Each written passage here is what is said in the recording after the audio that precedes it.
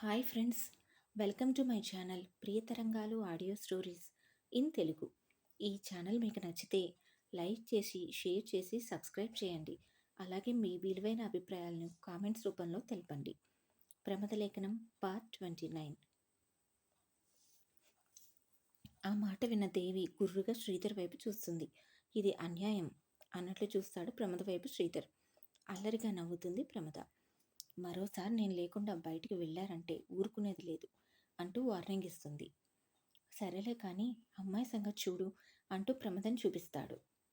చూసేదేముంది, నాకు అమ్మాయి బాగా నచ్చింది, నాకేమీ ఇబ్బంది లేదు మన ఇల్లు రెంట్కి ఇవ్వడానికి అంటుంది దేవి.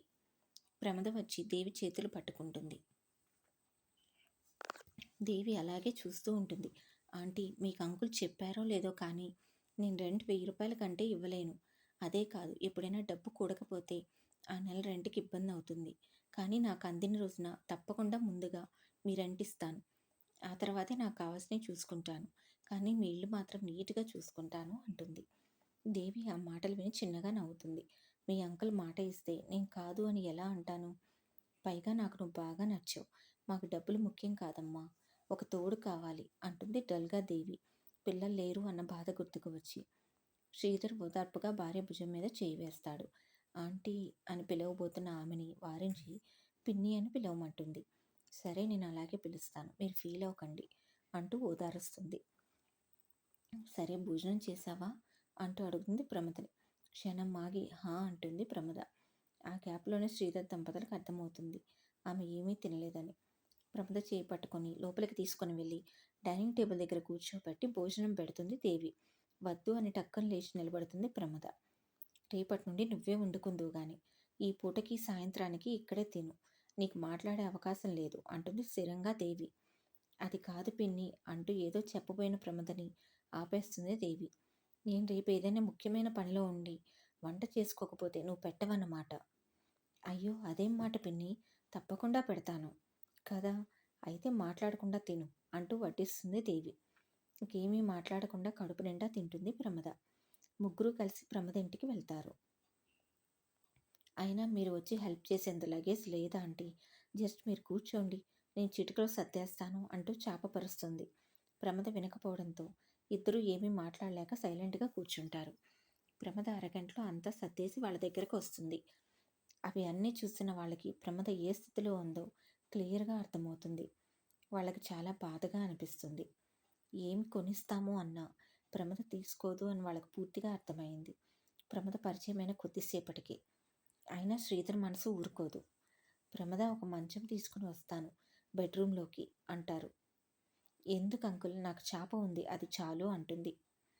మంచం ఎలాగో మాకే ఉంటుంది కదరా, నువ్వు వెళ్ళేటప్పుడు వదిలేసి వెళ్ళవచ్చు అని చెప్తాడు.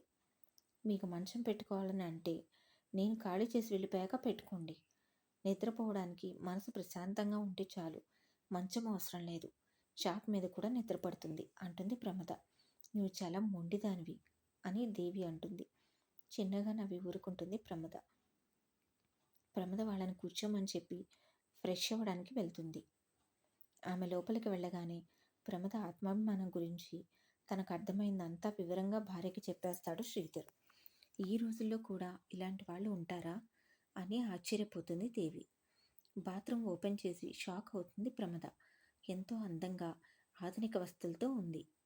ఇంతవరకు తన జీవితంలో అంత మంచి వస్తువులతో ఉన్న బాత్రూమ్ చూడనే లేదు. పైన షవర్ చూడగానే ఆమె కళ్ళు చిన్నపిల్లలకు చాక్లెట్ ఇచ్చినంతగా మెరిసిపోతాయి.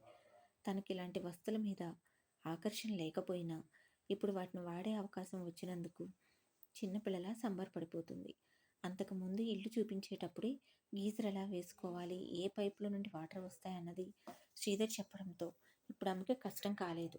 షవర్ ఆన్ చేసి లైట్గా వేడి నీళ్ళకి అడ్జస్ట్ చేసుకొని స్నానం చేస్తుంది. లైఫ్లో ఇటువంటి రోజు ఒకటి వస్తుందని ఆమె అస్సలు ఊహించలేదు. షవర్లో నుండి వాటర్ గోరువెచ్చగా తన మీద పడుతుంటే ఆనందంతో పాటు బాధ కూడా వచ్చేసి ఏడ్చేస్తుంది. ఆ షవర్ వాటర్లో ఆమె కన్నీళ్లు కలిసిపోతాయి. కొద్దిసేపటి తర్వాత ఫ్రెష్ అయ్యి హాల్లోకి వస్తుంది ప్రమద. కడిగిన ముత్యంలా బంగారు బొమ్మలా ఉన్న ప్రమదను చూసి శ్రీధర్ దంపతులకు ముచ్చటగా అనిపిస్తుంది. తన ఇంట్లో తెచ్చిన పాల ప్యాకెట్ ప్రమద చేతికిస్తుంది దేవి. దేవి చేతనే పాలు పొంగించి భీమిలిలో తన కొత్త ఇంట్లో కొత్త జీవితానికి స్వాగతం పలుకుతుంది ప్రమద. పాలతో సేమ్యా చేసి దేవి దంపతులకు ఇస్తుంది. లోపలికి వెళ్ళి డబ్బులు తీసుకువచ్చి దేవి తన ఇంట్లో నుండి తెచ్చిన పాల ప్యాకెట్కి డబ్బులు ఆమె చేతిలో పెడుతుంది ప్రమద. శ్రీధర్కి తల కొట్టుకోవాలి అనిపిస్తుంది. దేవి కోపంగా చూస్తూ పాల ప్యాకెట్ డబ్బులు కూడా ఇవ్వాలా అంటుంది. తప్పకుండా ఇవ్వాలా ఆంటీ, మీకు ఊరికే రాలేదు కదా, కష్టపడితేనే వచ్చాయి, కాదనకుండా తీసుకోండి. రేపు ఎప్పుడైనా నాకు ఏదైనా అవసరం అయితే మీ దగ్గర తీసుకోవాలి అంటే ఇప్పుడు ఈ డబ్బులు తీసుకోండి అంటూ తెలివిగా బెదిరిస్తుంది ప్రమద. నువ్వు చాలా తెలివైన దానివి అంటూ కోపంగా చెప్పి ఆ డబ్బులు తీసుకుంటుంది దేవి. కొద్దిసేపటికి ప్రమద మాటలకి కోపం ఎగిరిపోయి నార్మల్ అయ్యి తనతో మాటల్లో పడిపోతుంది. నైట్కి డిన్నర్కి అక్కడికే వచ్చేసే అంటుంది దేవి. అలాగే నేనే వచ్చి వంట చేస్తాను, మీరేమీ చేయకండి అంటుంది ప్రమద. ఇదేంటి మళ్ళీ అంటూ ఆశ్చర్యపోతారు శ్రీధర్ దంపతులు. మధ్యాహ్నం మీ వంట రుచి చూపించారు కదా, సాయంత్రం నా వంట రుచి చూపిస్తాను అంటుంది నవ్వుతూ. ప్రమద ఏ రుణం ఉంచుకోదు అని ఇంకా అర్థమవుతుంది ఇద్దరికి. తన్ని ఇబ్బంది పెట్టకుండా బాగా చూసుకోవాలని డిసైడ్ అవుతారు. సరే నీ ఇష్టం అంటూ చెప్పి ఇద్దరూ వెళ్ళిపోతారు. ప్రమద మరోసారి ఇల్లంతా చూసుకొని తృప్తిగా చూసుకుంటుంది. ఎంతగానో నచ్చుతుంది తనకా ఇల్లు. బయటికి వెళ్ళి చెట్టు కింద అరుగు మీద కూర్చుంటుంది. ఎదురుగా దూరంగా కనపడుతున్న సముద్రాన్ని చూస్తూ. సముద్ర ఘోష తనకి ఎన్నో కబుర్లు చెప్తున్నట్లుగా అనిపిస్తుంది. ప్రశాంతంగా అలా చూస్తూ ఉండిపోతుంది. ఏమండి, అక్క కాల్ చేసిందా అంటూ మరలా అడుగుతుంది సరళ ఉండబట్టలేక. ఇప్పటికి నువ్వు చాలాసార్లు అడిగావు మార్నింగ్ నుండి, నేను కూడా చెప్పాను. వదిన కాల్ చేయలేదు సరళ, నువ్వేమీ కంగారు పడకు, వదిన క్షేమంగా ఉంటుంది. మార్నింగ్ కాల్ చేయవలసిన వదిన రాత్రైనా చేయలేదు. మనం కాల్ చేద్దామంటే తనకు మొబైల్ లేదు. తను చేయలేదు అంటేనే అర్థమవుతుంది తన ఉనికిని ఎవరికీ చెప్పకుండా ఉంచాలి అనుకున్నట్లుగా ఉంది. దిగులు పడకు, కొన్ని రోజులు ఓపిక పట్టు అంటూ భార్యను దగ్గరికి తీసుకుని ఓదారుస్తాడు ప్రసాద్. ఎందుకు ఇలా చేశావు వదిన అనుకుంటాడు మనసులో బాధగా ప్రసాద్. అప్పటిదాకా సముద్రంతో బోరెడు ఊసులు చెప్పిన ప్రమద చీకటి పడుతూ ఉండగానే లోపలికి వస్తుంది. మార్నింగ్ హాల్లో శ్రీధర్ దంపతులు ఉన్నారని హడావుడిగా స్నానం చేసి వచ్చిన ప్రమద పరిపూర్ణంగా షవర్ బాత్ని ఆస్వాదించలేకపోయింది. గీజర్ ఆన్ చేసుకొని మిగతా పనులు చేసుకుంటుంది. కొద్దిసేపటి తర్వాత స్నానం చేయడానికి వెళ్ళిపోతుంది. ప్రశాంతంగా పరిపూర్ణంగా షవర్ బాత్ను ఆస్వాదిస్తూ స్నానం చేసి వస్తుంది. రెడీ అయి పక్కింటికి వెళ్తుంది. అప్పుడే శ్రీధర్ గారు హాల్లో కూర్చొని బుక్ చదువుతూ ఉంటే దేవి సన్నజాజుల మాల కడుతూ ఉంటుంది. ప్రమద లోపలికి రాగానే ఇద్దరు నవ్వుతూ పలకరిస్తారు. దేవి లేచి తనతో పాటు కిచెన్లోకి వెళ్తుంది. హెల్ప్ చేస్తాను అంటే వినదు ప్రమద. నేనే చేస్తాను, ఏవి ఎక్కడ ఉన్నాయో చూపించండి చాలు అని చెప్తుంది. ఇక ప్రమద వినదని అన్నీ చూపించి బయటికి వస్తుంది దేవి. మరలా కూర్చొని పూలు కట్టడం మొదలు పెడుతుంది. అదేంటి దేవి, నువ్వు వచ్చి ఇక్కడ కూర్చున్నావు, ప్రమదకి హెల్ప్ చేయొచ్చు కదా అంటూ అడుగుతాడు శ్రీధర్.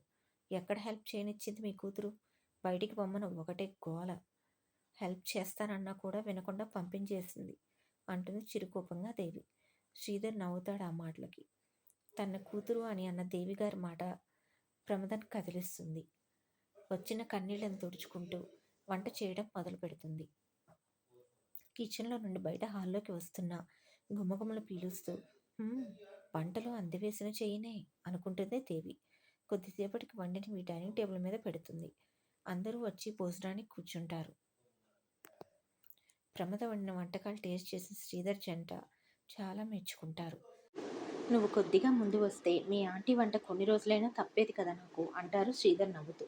ఆ మాట విని ఉడుక్కుంటూ పక్కన ఉన్న గరిటతో చిన్నగా కొడుతుంది దేవి. దేవి గారి వంట నిజానికి చాలా బాగుంటుంది.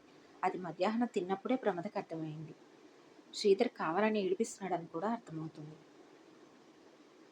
వాళ్ళిద్దరి మధ్యన బాండింగ్ చాలా నచ్చుతుంది ప్రమదకి. అందుకే నవ్వుతూ చూస్తూ ఉంటుంది. డిన్నర్ అయిపోయిన తర్వాత బయట హాల్లో కూర్చుంటారు. బయట చల్లటి గాలి వస్తుంది కదా, చెట్టు కింద అరుగు మీద కూర్చుందాం బాబాయ్ అంటూ అడుగుతుంది ప్రమద. సముద్రం అంటే అంత ఇష్టమా అంటూ అడుగుతాడు. చాలా అంటే చాలా ఇష్టం అంటుంది సంబరంగా. పద వెళ్దాం అంటాడు శ్రీధర్. సన్నజాజుల మాల ప్రమద జడలో పెట్టి తను కూడా పెట్టుకుంటుంది దేవి. ప్రమదకు తల్లి గుర్తుకు వచ్చి బాధతో మనసు క్షణం పాటు మూగపోయినా వెంటనే తేరుకుంటుంది. ముగ్గురు వెళ్ళి ఇంటి బయట చెట్టు కింద అరుగు మీద కూర్చుంటారు. ఆ చీకటిలో సముద్రఘోష వింటూ ఉంటుంది ప్రమద. నువ్వు సైలెంట్గా ఉంటే మేమెందుకు ఇక్కడ అంటుంది దేవి. ప్రమద సారీ అంటూ వాళ్ళ వైపు తిరుగుతుంది. అంకుల్, రేపటి నుండి బ్రతుకు తెరువు వెతుక్కోవాలి. ఇప్పటిదాకా చిన్న చిన్న పనులు చేసుకుంటూ పొట్ట పోసుకుంటున్నాను. నాకేదైనా ఉద్యోగం చూపిస్తారా అంటూ అడుగుతుంది. నీ గురించి చెప్పు ప్రమద. అసలు నువ్వేం చదువుకున్నావు? ఇంతకుముందు హైదరాబాద్లో ఏం చేసేదానివి? నాకు అన్నీ తెలిస్తే ఏమైనా చూద్దాము అంటాడు. ప్రమద తన గురించి అంతా చెప్తుంది. తన జీవితంలో అమన్ పాత్ర తప్ప. సో అంతా విన్న తర్వాత నాకు తెలిసింది ఒకటే, నీకు బట్టలు అమ్మడంలో మంచి నైపుణ్యం ఉంది కదూ అంటూ అడుగుతాడు. అవును అంకుల్ అంటుంది. సరే, మా ఫ్రెండ్ది ఒక బట్టల షాప్ ఉంది భీమిలీలో. ఒకసారి రేపు వెళ్ళి కలుద్దాం అంటాడు. థ్యాంక్స్ బాబాయ్ అంటుంది ఆనందంగా. చాలాసేపు అక్కడ కబుర్లు చెప్పుకొని లోపలికి వెళ్ళిపోతారు. తలుపులు వేసుకొని హాల్లోకి చాప తీసుకువెళ్ళి బెడ్రూమ్లో వేసుకొని పడుకుంటుంది. ప్రశాంతంగా కళ్ళు మూసుకోగానే అమన్ కళ్ళ ఎదుట నిలుస్తాడు. ఎలా ఉన్నారు అమన్ గారు? ఇక నుండైనా జాగ్రత్తగా ఉండండి ప్లీజ్ అనుకుంటుంది. కిటికీ ఓపెన్ చేసి ఉండడంతో చల్లని గాలికి వెంటనే నిద్రలోకి జారుకుంటుంది ప్రమద. మంచి నిద్రలో ఉన్న అమన్ ఉలిక్కిపడి లెగుస్తాడు. తన కల్లో పార్టీలో జరిగిన విషయం కల్లోకి రావడమే దానికి కారణం. పాపం ప్రమద ఎంత రిస్క్ చేసిందో అనుకుంటాడు. వెంటనే మొహం చిరుకోపంగా మారిపోతుంది. నేను డబ్బులు ఇస్తే తీసుకోవా? బాగా పొగరు కదా నీకు?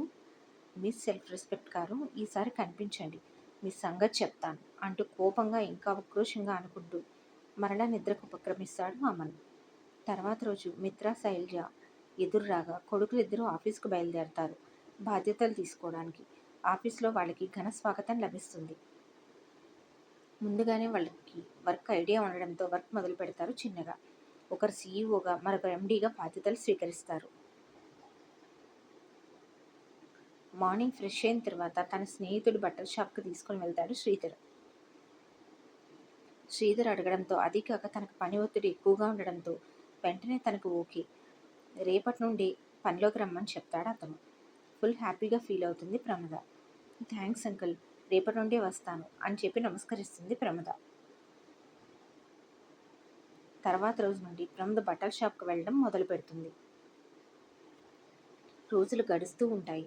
ప్రమద బట్టల షాప్లో మంచి పేరు తెచ్చుకొని అతనికి తలలో నాలుగులా మారిపోతుంది. దేవి దంపతులకు ప్రమద కన్న కూతురులా అయిపోతుంది. అంతగా అనుబంధం నెలకొంటుంది వాళ్ళ మధ్యన. ఇటు అమన్, కరణ్ ఇద్దరు బిజినెస్ విజయవంతంగా ముందుకు తీసుకువెళ్తూ ఉంటారు. సింగపూర్లో వీలైనంత తొందరగా అక్కడ వ్యాపారం ఇక్కడ షిఫ్ట్ చేయడానికి ఈశ్వర్ కుటుంబం ఏర్పాట్లు జోరందుకుంటాయి. సాహిబ్ ఒక్కసారి కూడా ఇంద్రతో కాల్లో మాట్లాడదు. ఎప్పుడు అతను మాట్లాడుతున్నా పని ఉన్నట్లుగా అక్కడి నుండి వెళ్ళిపోయేది. అది గమనిస్తూనే ఉండేవాడు ఇంద్ర. ఒక పక్కన కరణ్, హిమ ఒకరినొకరు బాగా మిస్ అవుతున్నారు, కానీ చెప్పుకోలేకపోతున్నారు. కాలగమనంలో కొన్ని నెలలు కరిగిపోతాయి. ఈ ఛానల్ మీకు నచ్చితే తప్పకుండా సబ్స్క్రైబ్ చేయండి ఫ్రెండ్స్.